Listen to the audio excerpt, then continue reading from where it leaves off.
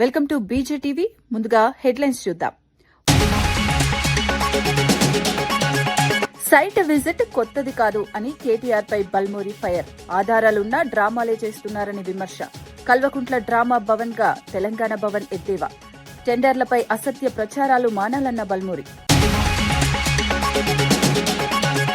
సింగరేణి నిధులు ఫుట్బాల్ కు వాడారని కేటీఆర్ ఆరోపణ.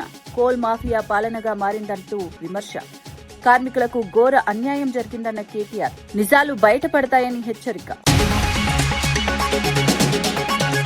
అరవ శ్రీధర్ ఆరోపణలపై మహిళా కమిషన్ సీరియస్. బాధితురాలికి న్యాయం చేస్తామని హామీ. సమగ్ర విచారణ చేపడతామని కమిషన్ స్పష్టం. మహిళల భద్రతపై రాజీ లేదన్న మహిళా కమిషన్. సూపర్ 6 హామీలతో ప్రజలు మోసపోయారు అన్న కాటసాని. ల్యాండ్ టైటిలింగ్ భయాందోళన సృష్టించారన్న ఆరోపణ. కూటమి ప్రభుత్వం అధికార యంత్రాంగం దుర్వినియోగం. హామీల అమలులో ఘోర వైఫల్యమన్న విమర్శ. కుటుంబ విభేదాలతోనే బీఆర్ఎస్ బలహీనమవుతోందన్న వ్యాఖ్య. కవిత వ్యాఖ్యలే పార్టీ స్థితికి నిదర్శనమన్న ఆది. ఫోన్ ట్యాపింగ్ ఆరోపణలు బీఆర్ఎస్ ను దెబ్బతీశాయన్న విమర్శ. అంతర్గత కలహాలే బీఆర్ఎస్ పతనానికి కారణమన్న వ్యాఖ్య. కాంగ్రెస్ ప్రైవేటు సైన్యంలా మారిన పోలీసులు. బీఆర్ఎస్ ఆరోపణలు. మాజీ ఎంపీ సంతోష్ కుమార్ సిట్ విచారణకు హాజరైన సందర్భంగా జరిగిన ఘటన తెలంగాణ రాజకీయాల్లో తీవ్ర దుమారం రేపింది. ఈ సందర్భంగా మీడియాతో మాట్లాడుతుండగా రాష్ట దివ్యాంగుల కార్పొరేషన్ మాజీ చైర్మన్ కేతిరెడ్డి వాసుదేవరెడ్డి పోలీసులు దురుసుగా ప్రవర్తించారని బీఆర్ఎస్ ఆరోపించింది. దివ్యాంగుడని కూడా చూడకుండా పోలీసులు నెట్టివేయడంతో ఆయన కింద పడిపోయి గాయాల పాలయ్యారని పార్టీ నేతలు మండిపడ్డారు. ప్రజాపాలన పేరుతో కాంగ్రెస్ ప్రభుత్వం అప్రకటిత ఎమర్జెన్సీని అమలు చేస్తోందని ఆరోపించారు. పోలీసులను రాజకీయ ప్రత్యర్థులను అణిచివేయడానికే ప్రైవేటు సైన్యంలా ఉపయోగిస్తున్నారని విమర్శించారు. ప్రజాస్వామ్యంలో ఇలాంటి ఘటనలు ఆమోదయోగ్యం కాదని, బాధ్యులపై తక్షణమే చర్యలు తీసుకోవాలని డిమాండ్ చేశారు. ఈ ఘటన రాష్ట్రంలో పాలనా వ్యవస్థపై ప్రశ్నలు లేవనెత్తుతోందని బీఆర్ఎస్ పేర్కొంది. దాంట్లో ఎందుకు పదే పదే ఇట్లాంటి వ్యవహారం కొనసాగుతుందో చూసుకోవచ్చు. ఇవాళ తనని ఇబ్బందులకు గురి చేస్తూ రోడ్డుపై ఉన్నటువంటి వ్యక్తులను కూడా ఇవాళ కావాలని పోలీసులు ఏ రకమైనటువంటి వ్యవస్థ పోలీస్ స్టేషన్ ఇది పోలీస్ స్టేషన్ కాదు కదా, ఇది పోలీస్ స్టేషన్ కాదు కదా, పోలీస్ స్టేషన్ కాదు కదా, ఇది పోలీస్ స్టేషన్ కాదు కదా. ఎందుకు ఎందుకు ఏంది ఏం జరుగుతుంది ఇక్కడ?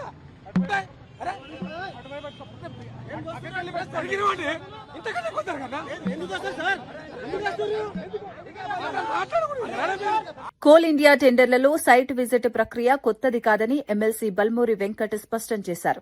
ఈ నిబంధన గతంలో బీఆర్ఎస్ హయాంలోనూ అనేక టెండర్లలో అమల్లో ఉందని గుర్తు చేశారు. డిప్యూటీ సీఎం ఆధారాలతో వివరణ ఇచ్చినా కేటీఆర్ కావాలని డ్రామాలు చేస్తూ ప్రజలను మభ్యపెట్టే ప్రయత్నం చేస్తున్నారని విమర్శించారు. తెలంగాణ భవన్ ను ఇకపై కల్వకుంట్ల డ్రామా భవన్ గా మార్చుకుని నాటకాలు వేసుకుంటే మంచిదని ఎద్దేవా చేశారు. వాస్తవాలు ప్రజలకు తెలుసునని, రాజకీయ లబ్ది కోసం అసత్య ప్రచారాలు చేయడం సరికాదన్నారు. టెండర్ల ప్రక్రియలో ఎలాంటి అక్రమాలు లేవని స్పష్టం చేస్తూ ప్రభుత్వాన్ని అప్రతిష్ట పాలు చేయాలనే ఉద్దేశంతోనే ఇలాంటి ఆరోపణలు చేస్తున్నారని మండిపడ్డారు. ఈ వ్యాఖ్యలు రాజకీయంగా ప్రాధాన్యం సంతరించుకున్నాయి. దానికి నిజంగా ఎక్స్పీరియన్స్ ఉందా లేదా పరిగణలోకి తీసుకునే ఒక పాయింట్ అది. గతంలో కూడా టీఆర్ఎస్ హయాంలో కూడా ఈ పాయింట్ అనేది ఉండే కొన్ని టెండర్లలో. ఆలోచన లేకుండా ప్రజల్ని మభ్యపెట్టడానికి అబద్ధపు మాటలు మాట్లాడుతూ నోటికి వచ్చినట్టు విచ్చలు విడిగా ఏది పడుతుంది చూపించి చెప్పే ప్రయత్నం చేస్తున్నారు. కేటీఆర్ గారు మీరు ఆడే డ్రామాలకి మీ బీఆర్ఎస్ పార్టీ ఆఫీస్ని బీఆర్ఎస్ గా తీసేసి కేడీబీ అని పెట్టుకోండి, కల్వకుంట్ల డ్రామా భవన్. ఇక మీ బతుకు దానికే. ఇక మీరు మొత్తం కూడా మీ జీవితకాలం ఇదే డ్రామాలు ఆడుకుంటూ మీ కుటుంబం బతకాల్సిన పరిస్థితి ఉంది. ఇక అది బీఆర్ఎస్ పార్టీ ఆఫీస్ కాదు, కేడీబీ కల్వకుంట్ల డ్రామా భవన్. ఈ కేడీ గాన్లు ప్రతిరోజు ఏదైతే మీ కుటుంబం కూడా ఇంకా ఈ డ్రామాలు వేసుకుంటా బతకాల్సిన పరిస్థితే ఉంది. సిగ్గు లేకుండా ఒక విషయం పైన మీరు ఆరోపణ చేసినప్పుడు బాధ్యతతోటి, చిత్తశుద్ధితోటి మా డిప్యూటీ సీఎం గారు దానిపైన 2 సార్లు వివరణ ఇవ్వడం జరిగింది. యాజ్ ఎ డిప్యూటీ సీఎం ప్రజలకి జవాబుదారీతనంతో ఉండాలి. మీరు తప్పుల్ని ప్రచారం చేస్తారు కాబట్టి వారు సిస్టమ్ ప్రకారంగా, ప్రొసీజర్ ప్రకారంగా వారు ఎక్స్ప్లెనేషన్ కూడా ఇవ్వడం జరిగింది. అయినా కూడా సిగ్గు లేకుండా మీ దగ్గర నిజంగా మీరు చెప్పిన ప్రతి మాటకి నీకు ఆధారాలు ఉంటే నీ దగ్గర ఉన్న ఆధారాలను ప్రెస్కి రిలీజ్ చేయి. లేదొక టెండర్ పిలిచి ఆ టెండర్ క్యాన్సిల్ చేయడాన్నే తప్పు పడితే మీ హయాంలో వందలాది టెండర్లు నీకు సంబంధించిన వ్యక్తులకి రాకపోతే టెండర్లు క్యాన్సిల్ చేసిన దుస్థితి పరిస్థితి మీ ప్రభుత్వంలో ఉండే. అనేకమైన జియోల గురించి మీడియా వాళ్ళు ప్రశ్నించినప్పుడు ప్రెస్ మీట్లలో ఆధారాలు ఎక్కడ ఉన్నాయి, అసొంటిది జరగలేదని చెప్పి బుకాయించిన ఆనాడు ముఖ్యమంత్రి మీ అయ్యా దుబాయ్ శేఖర్ కాదా? అనేక సందర్భాల్లో ఎంతో మంది జర్నలిస్టులు ప్రశ్నిస్తే నువ్వు ఏ ఛానల్కి వెళ్ళి వచ్చినావని చెప్పి ఆ జర్నలిస్టులని ప్రెస్ మీట్ సాక్షిగా ఇబ్బంది పెట్టింది మీ ప్రభుత్వము. ఈ ప్రజా ప్రభుత్వంలో బాధ్యతతోటి చిత్తశుద్ధితోటి సింగరేణి అంశంపై కేటీఆర్ తీవ్ర స్థాయిలో విరుచుకుపడ్డారు. తెలంగాణలో సీఎం అంటే కోల్ మాఫియా అన్న స్థాయికి పరిస్థితి దిగజారిందని విమర్శించారు. సింగరేణి కుంభకోణంపై తాము లేవనెత్తిన ప్రశ్నలకు ఇప్పటివరకు ప్రభుత్వం నుంచి ఒక్క సమాధానం కూడా రాలేదన్నారు. దీనిపై స్పందించాల్సిన సీఎం రేవంత్ రెడ్డి ఫుట్బాల్ మ్యాచ్లు ఆడుతూ విదేశాల్లో తిరుగుతూ శిక్షణలు తీసుకుంటున్నానని పోజులు కొడుతున్నాడని ఎద్దేవా చేశారు. సింగరేణి నిధుల నుంచి 10 కోట్లు ఫుట్బాల్ మ్యాచ్ల కోసం దుర్వినియోగం చేశారని ఆరోపించారు. ఇది కార్మికులకు చేసిన ఘోర అన్యాయమన్నారు. సింగరేణి కార్మికులు ప్రజలు ఈ వ్యవహారాన్ని గమనిస్తున్నారని, నిజాలు బయటపడతాయని హెచ్చరించారు. సీఎం అంటే కోల్ మాఫియాకి నాయకుడిగా ఇవాళ రాష్ట్ర ప్రజలు ముఖ్యంగా సింగరేణి కార్మికులు భావించే పరిస్థితి వచ్చింది. ఇవాళ మీరు ఒకసారి అర్థం చేసుకుంటే ఈ కుంభకోణాన్ని రాష్ట్ర ప్రజలు ముఖ్యంగా సింగరేణి ప్రాంతంలో ఉండే మా కార్మిక సోదరులు కూడా అర్థం చేసుకుంటే చాలా స్పష్టంగా ఆధారాలతో సహా మేము బయటపెట్టిన తర్వాత ముఖ్యంగా మేము లేవనెత్తిన కొన్ని ప్రశ్నల విషయంలో ఇప్పటి వరకు ప్రభుత్వం నుంచి ఒక్క సమాధానం కూడా రావడం లేదు.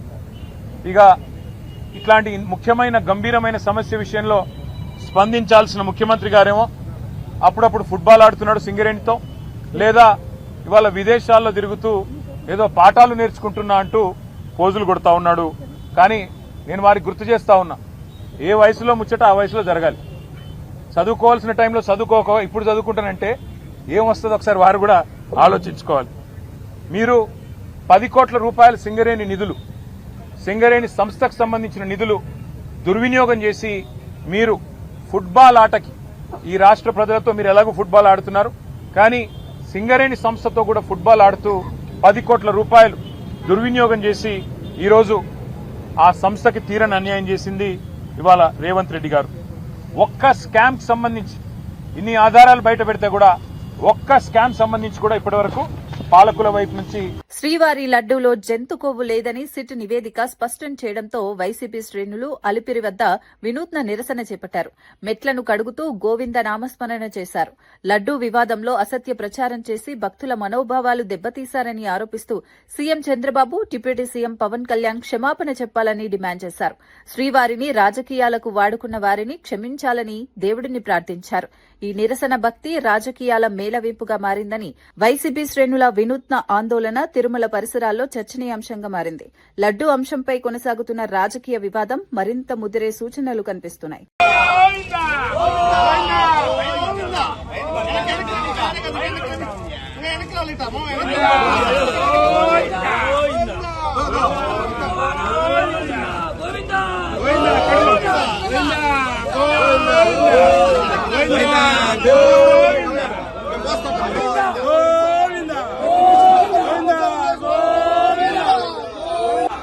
ప్రసాదం విషయంలో తప్పుడు ప్రచారాలు చేసి ప్రయోజనం పొందాలనుకుని భావించిన వ్యక్తులను మన్నించండి గోవిందా, మన్నించండి గోవిందా. మీ కొండని రాజకీయాల కోసం వాడుకుంటున్న నీచులని మన్నించండి గోవిందా, మన్నించండి గోవిందా, గోవిందా.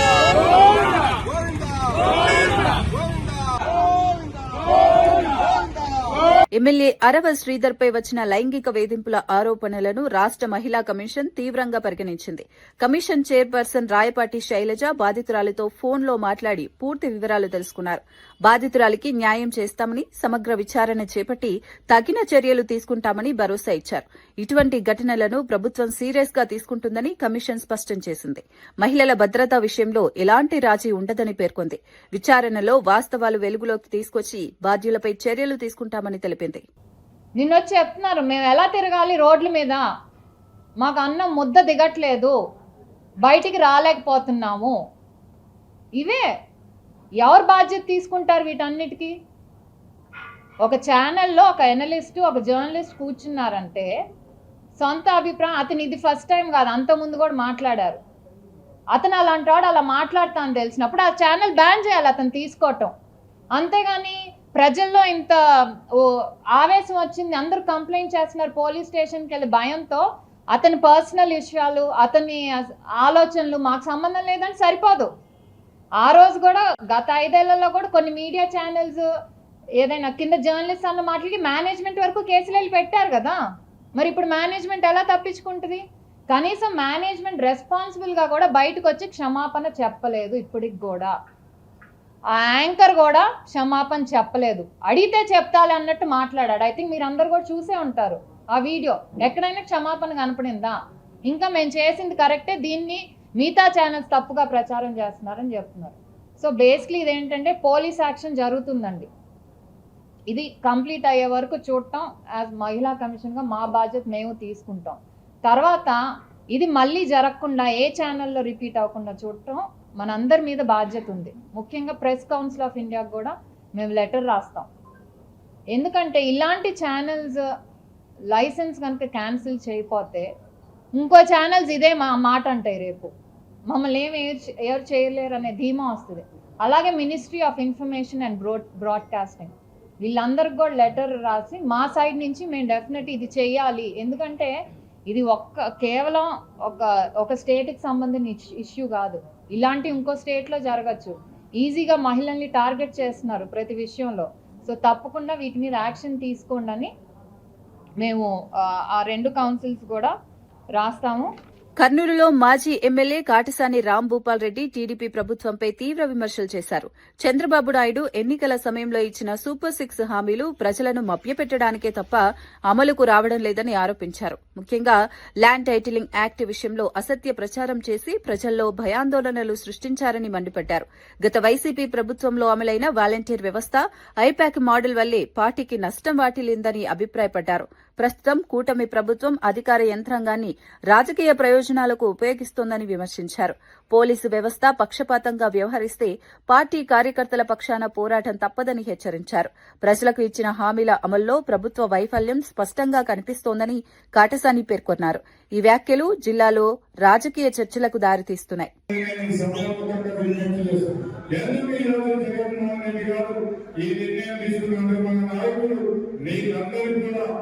ఫోటో డిజిటల్ ఇవన్నీ పెట్టలేదు. మీరు చేసే కార్యక్రమాలన్నీ కూడా మనం దాంట్లో ఇంక్లూడ్ చేయడానికి ఏ కార్యకర్త పార్టీ కోసం కష్టపడి పనిచేస్తున్నారో అటువంటి నాయకుని గుర్తించడానికే మనం ఈ కమిటీలు, ఈ ఫోటోలు, ఐడి కార్డులు పెట్టడం జరుగుతుంది. మీరందరూ కూడా మనం ఐడి కార్డు ఇవ్వడం జరుగుతుంది. కాబట్టి మనకు ఉగాది లోపల మొత్తం రాష్ట్ర లెవెల్ అన్నీ పోతే ఉగాది కల్లా మీకు అందరికీ కూడా ఏ పదవులు ఏ హోదాలు వచ్చినా ఆ హోదాల్లో మన నాయకుడు జగన్మోహన్ రెడ్డి గారు మీకు ఫోటో ఐడి మీకు తొందరగానే మన ఉగాది లోపల మీకు వచ్చే విధంగా ఏర్పాటు చేయడం జరుగుతుందని కూడా నేను సభాముఖంగా విజ్ఞప్తి చేస్తాను. నాకంటే ముందు మాట్లాడిన నాయకులు మాట్లాడడం జరిగింది. మనం రామచంద్రరావు గారు మన తాతగారు మాట్లాడుతూ ఏ కార్యకర్త మీరు భయపడాల్సిన అవసరం లేదు, ఒకవేళ మనం అనే కేసులు పెడితే పోలీసు వాళ్ళు పెడతారు, అంతగానే మనం భయపడాల్సిన అవసరం లేదని చెప్పి రామచంద్రరావు రెడ్డి గారు మాట్లాడుతూ, అందుకే ఇక్కడ ఉండే కార్యకర్తలు మీరు ఉద్యోగ ఆదాయాన్ని మాత్రమే అందరూ ఎక్కుంటుంది. దాంతో పాటు పార్టీ అన్నీ కూడా ఖచ్చితంగా ఉంటుంది. కాబట్టి ఏ కార్యకర్త కానీ రైల్వే కోడూరు జనసేన ఎమ్మెల్యే అరవ శ్రీధర్పై వచ్చిన ఆరోపణలపై వైసీపీ మహిళా విభాగం అధ్యక్షురాలు వరదు కళ్యాణి తీవ్రంగా స్పందించారు. కూటమి పాలనలో అధికార పార్టీ నేతలకు చట్టభయం లేకుండా పోయిందని విమర్శించారు. మహిళల భద్రతపై ప్రభుత్వ నిర్లక్ష్యం వల్లే ఇలాంటి ఘటనలు జరుగుతున్నాయని ఆరోపించారు. కూటమి నేతలు, కార్యకర్తలు తప్పుడు పనులు చేసినా శిక్ష పడదన్న ధీమాతోనే బరితెగిస్తున్నారని మండిపడ్డారు. మహిళలపై వేధింపుల అంశంలో ప్రభుత్వం తక్షణమే కఠిన చర్యలు తీసుకోవాలని డిమాండ్ చేశారు. ఈ ఘటన మహిళా హక్కులపై ప్రభుత్వ వైఖరిని ప్రశ్నార్థకం చేస్తోందన్నారు.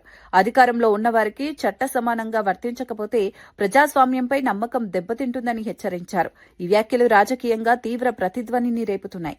అలాగే ముఖ్యంగా మహిళా కమిషన్ ఉంది. మహిళా కమిషన్ ఏం చేస్తుంది? రాష్ట్రంలో ఎంత దారుణంగా ఆ వ్యక్తి చేశాడో, ఆ మహిళ జీవితాన్ని నాశనం చేసేశాడు, ఆవిడ కుటుంబాన్ని బజార్న పడేశాడు, ఆమెను ఈ రోజు రోడ్డు మీదకి లాగిన పరిస్థితి అయితే మరి సుమోటోగా కేసు పెట్టాల్సిన మహిళా కమిషన్ ఈ రోజు ఏం చేస్తూ ఉంది?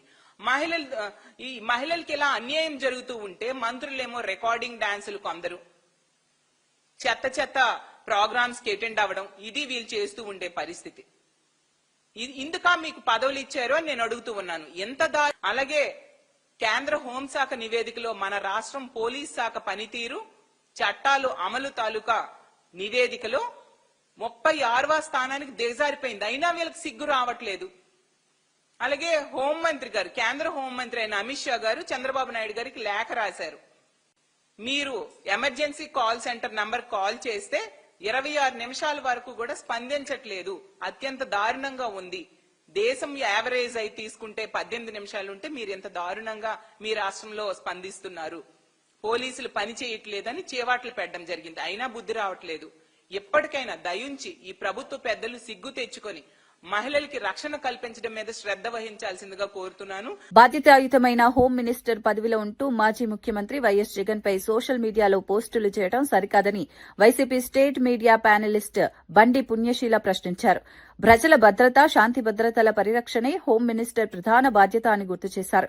వ్యక్తిగత రాజకీయ విమర్శలతో హోం మంత్రిత్వ శాఖ గౌరవం తగ్గుతోందని మండిపడ్డారు. పాలనపై దృష్టి పెట్టాల్సిన సమయంలో రాజకీయ ఆరోపణలతో కాలక్షేపం చేయడం తగదన్నారు. రాష్ట్రంలో నేరాలు, మహిళలపై దాడులు పెరుగుతున్న తరుణంలో హోంమంత్రిగా బాధ్యతలు వ్యవహరించాలని సూచించారు. సోషల్ మీడియా రాజకీయాలు ప్రజా సమస్యలకు పరిష్కారం కావని వ్యాఖ్యానించారు. ఈ వ్యాఖ్యలు రాజకీయ వర్గాల్లో చర్చకు దారితీస్తున్నాయి. దరిద్రప్పను మీకు అర్థమవుతా ఉందా? You are in good position, you are honourable home minister. అది గుర్తుపెట్టుకోండి తల్లి. వైఎస్ఆర్సీపీ నేతలు కోళ్లను కోసినా కుక్కల్ని కోసినా కూడా తీసుకెళ్లి రోడ్ల మీద నడిపిస్తూ దరిద్రంగా ట్రీట్మెంట్లు ఇప్పిస్తున్నారు. అదే మీ మినిస్టర్లు, మీ ఎమ్మెల్యేలు సంక్రాంతి పండుగను అడ్డం పెట్టుకుని ఆడవాళ్ళని అశ్లీలతతో దరిద్రంగా బట్టలు ఉడదీయించి డాన్సులు వేయిస్తే మాత్రం తమరు ఎక్కడున్నారమ్మా? అలాంటివన్నీ మనకి దగ్గరికి రావు, ఆలోచనలకు కూడా రావు, మన కళ్ళకేవి కనిపించవు. కానీ జగన్మోహన్ రెడ్డి గారు తుమ్మినా, దగ్గినా, ఉన్నా లేకపోయినా అన్నీ కనపడతా ఉంటాయి. 19 to 24లో 2.5 ఏళ్ళు దగ్గర కరోనా కాలం విలయతాండవం చేస్తే అసలు మీ నాయకుడు హైదరాబాదు ఇంట్లో నుంచి బయటికి రాలా, మీరెక్కడా కనపడలా. మా నాయకుడు ఈ రోజుకి కూడా వారానికి 4 రోజుల పాటు అందుబాటులో ఉండి ప్రజల సమస్యల మీద పోరాడుతున్నాడు. అందుకే కదా 11 సీట్స్ వచ్చినా కూడా ఒక్కొక్కళ్ళకి తడిసిపోతోంది. భగవంతుడిచ్చిన అవకాశాన్ని సద్వినియోగం చేసుకుని మీ స్థాయిలు దిగజార్చుకోకుండా ఇట్లాంటి వెకిలి వేషాలుగా పోస్టింగులు పెట్టకుండా అమ్మా, మీరు ఒక గౌరవప్రదమైనటువంటి పొజిషన్లో ఉన్న స్త్రీమూర్తిగా మిమ్మల్ని మీరు కంట్రోల్ చేసుకుంటూ సొసైటీకి ఏమన్నా చేసే ప్రయత్నం చేయండి మా. సింగరేణి సంస్థలో జరుగుతున్న అవకతవకలపై బీఆర్ఎస్ నేతలు గవర్నర్ను కలిసి వినతి పత్రం అందజేశారు. కేటీఆర్ నేతృత్వంలోని బృందం కాంగ్రెస్ ప్రభుత్వం సింగరేణి వ్యవహారంలో అవినీతి చర్యలకు పాల్పడుతోందని ఆరోపించింది. సైట్ విజిట్ పేరుతో నిధుల దుర్వినియోగం జరుగుతోందని గవర్నర్కు వివరించారు. కార్మికుల సంక్షేమాన్ని పక్కన పెట్టి రాజకీయ లాభాల కోసం నిర్ణయాలు తీసుకుంటున్నారని విమర్శించారు. సింగరేణి సంస్థ తెలంగాణ ప్రజల ఆస్తి అని, దాన్ని కాపాడుకోవాల్సిన బాధ్యత ప్రభుత్వానిదేనని స్పష్టం చేశారు. ఈ అంశంపై తక్షణమే జోక్యం చేసుకోవాలని గవర్నర్ను కోరారు. ఈ భేటీ రాష్ట్ర రాజకీయాల్లో ప్రాధాన్యత సంతరించుకుంది.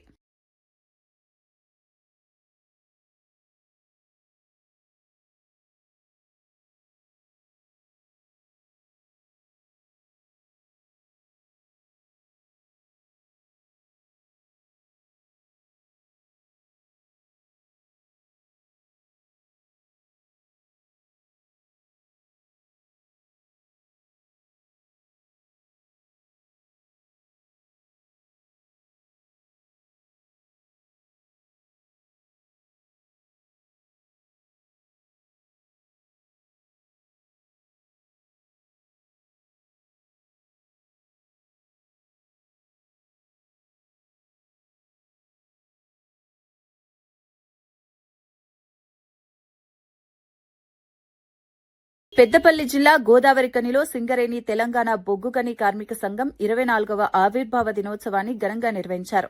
ఈ సందర్భంగా కార్మికుల హక్కులు, సంక్షేమం కోసం సంఘం చేసిన పోరాటాలను నేతలు గుర్తు చేశారు. సింగరేణి సంస్థ అభివృద్దిలో కార్మికుల పాత్ర అమూల్యమని వక్తలు కొనియాడారు. కార్మికుల సమస్యలను ప్రభుత్వం నిర్లక్ష్యం చేస్తోందని ఆవేదన వ్యక్తం చేశారు. జీతాలు, భద్రత, వైద్య సదుపాయాలపై స్పష్టమైన విధానాలు అవసరమని డిమాండ్ చేశారు. సంఘం ఐక్యతతోనే హక్కులు సాధ్యమవుతాయని పిలుపునిచ్చారు. ఈ కార్యక్రమం కార్మికుల్లో కొత్త ఉత్సాహాన్ని నింపింది. రూపాయలైతేంది, అలాగే తల్లిదండ్రులకు ఉచిత వైద్యం ఇచ్చేయడం అయితేంది, మహిళా సోదరిమణకు CCL మెటర్నిటీ లీవ్ పెంచుకోవడం అయితేంది, IIT IIM చదివేటువంటి పిల్లలకు ఫీజు రీయింబర్స్మెంట్ ఇవ్వడం అయితేంది, దాంతో పాటుగా ఈరోజు AC ఫ్రీగా కనెక్షన్ ఇచ్చేటువంటిది అయితేంది, 1% ఎలక్ట్రిక్ ఛార్జెస్ ఉచిత మాఫీ చేయడము అయితేంది, మ్యాచింగ్ గ్రాంట్ 15 లక్షలు 20 లక్షలు ఇప్పించినటువంటిది అయితేంది, ఇలాంటి అనేక హక్కులకు సాధించినటువంటి తెలంగాణ బొగ్గని కార్మిక సంఘం 11 సంవత్సరాల పాటు ఒక గుర్తింపు సంఘంగా సేవలందించింది. బీసీల సంక్షేమమే ప్రభుత్వ ప్రధాన లక్ష్యమని మంత్రి సవిత స్పష్టం చేశారు. బీసీల అభ్యున్నతికి తీసుకొస్తున్న పథకాలు నిరంతరం కొనసాగుతాయని తెలిపారు. విద్య, ఉపాధి, స్వయం ఉపాధి రంగాల్లో బీసీలకు మరింత అవకాశాలు కల్పించే దిశగా ప్రభుత్వం చర్యలు తీసుకుంటోందని చెప్పారు. బీసీ కార్పొరేషన్లకు అవసరమైన నిధులు విడుదల చేసి లబ్దిదారులకు సకాలంలో సహాయం అందేలా పర్యవేక్షణ చేస్తున్నట్లు వివరించారు. బీసీ యువతకు స్కిల్ డెవలప్మెంట్, శిక్షణ కార్యక్రమాలు విస్తరించనున్నట్లు వెల్లడించారు. గ్రామీణ ప్రాంతాల్లో బీసీల జీవన ప్రమాణాలు మెరుగుపడేలా ప్రత్యేక కార్యాచరణ అమలు చేస్తున్నామని పేర్కొన్నారు. గతంలో జరిగిన నిర్లక్ష్యానికి తావు లేకుండా ప్రతి అర్హుడికి ప్రభుత్వ పథకాలు చేరేలా కూటమి ప్రభుత్వం కట్టుబడి ఉందని మంత్రి సవిత భరోసా ఇచ్చారు.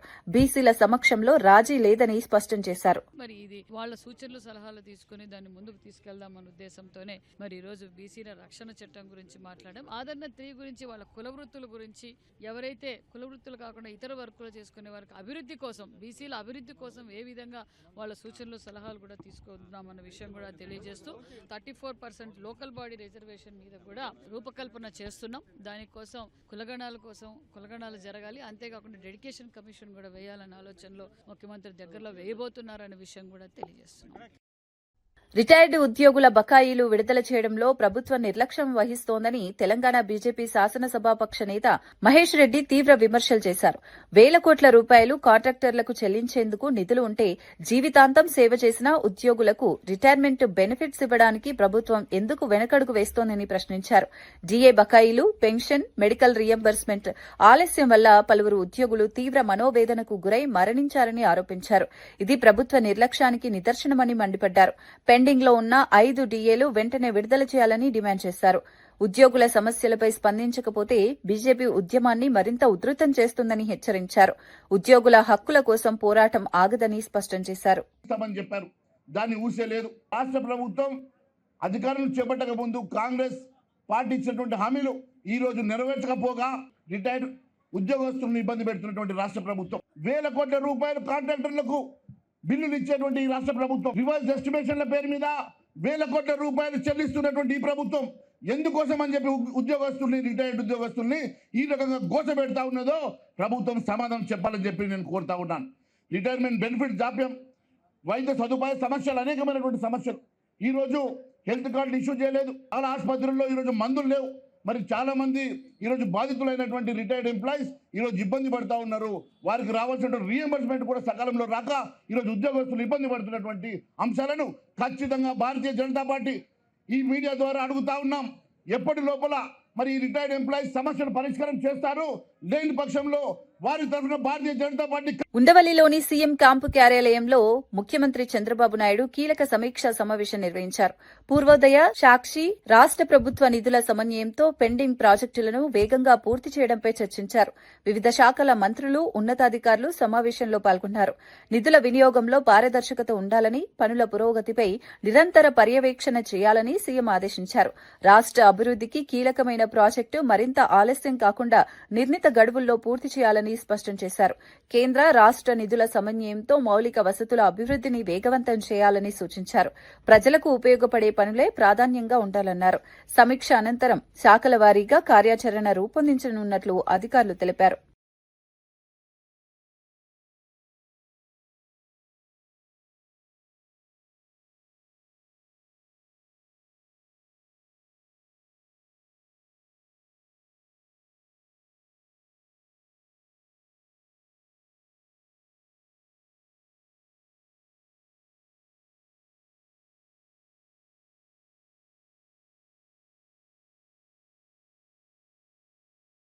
బీఆర్ఎస్ పార్టీలో అంతర్గత విభేదాలు తీవ్రమవుతున్నాయని ప్రభుత్వ విప్ ఆది శ్రీనివాస్ వ్యాఖ్యానించారు. కేసీఆర్ చుట్టూ సమస్యలు పేరుకుపోయాయని, అదే విషయాన్ని కూతురు కవిత కూడా బహిరంగంగా చెప్పడం రాజకీయంగా కీలకమని అన్నారు. ఫోన్ ట్యాపింగ్ ఆరోపణలపై కుటుంబ సభ్యుల మధ్య పరస్పర ఆరోపణలు రావడం బీఆర్ఎస్ పరిస్థితిని స్పష్టంగా చూపుతోందని విమర్శించారు. కుటుంబంలోనే ఇన్ని విభేదాలున్నా పార్టీ మళ్లీ అధికారంలోకి వస్తుందనుకోవడం అవాస్తవమని అన్నారు. ప్రజలు ఈ పరిణామాలను గమనిస్తున్నారని, రాబోయే రోజుల్లో తగిన నిర్ణయం తీసుకుంటారని పేర్కొన్నారు. రాజకీయ స్థిరత్వం, పరిపాలనా స్పష్టత కూటమి ప్రభుత్వంలోనే ఉందని ఆది శ్రీనివాస్ స్పష్టం చేశారు. బీఆర్ఎస్ లోని అంతర్గత కలహాలే ఆ పార్టీ పతనానికి కారణమవుతాయని వ్యాఖ్యానించారు.